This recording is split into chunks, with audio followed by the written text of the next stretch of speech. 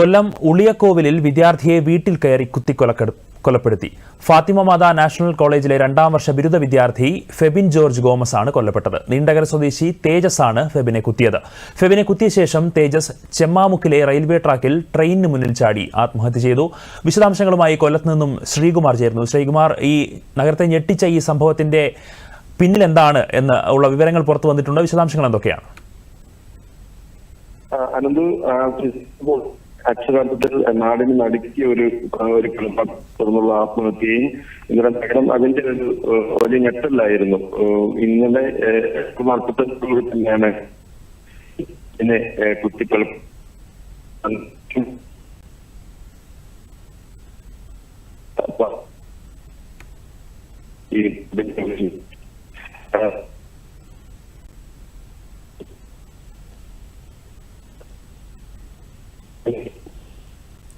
ശ്രീകുമാർ, ശബ്ദത്തിൽ ചെറിയ ബുദ്ധിമുട്ടുകൾ ഉണ്ട്.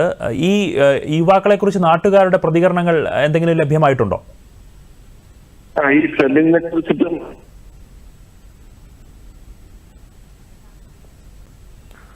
ചില സാങ്കേതിക തകരാറുകൾ നേരിടുന്നുണ്ട്. ഈ വാർത്തയിലേക്ക് തിരിച്ചെത്താം. ഫാത്തിമ മാതാ നാഷണൽ കോളേജിലെ 2ാം വർഷ ബിരുദ വിദ്യാർത്ഥി ഫെബിൻ ജോർജിനെയാണ് വീട്ടിൽ കയറി കൊലപ്പെടുത്തിയ ശേഷം തേജസ് ചെമ്മാമുക്കിലെ റെയിൽവേ ട്രാക്കിൽ ട്രെയിനിന് മുന്നിൽ ചാടി ആത്മഹത്യ ചെയ്യുകയും ചെയ്തു. വിശദാംശങ്ങൾ നൽകിയത് കൊല്ലത്ത് നിന്നും ശ്രീകുമാറായിരുന്നു.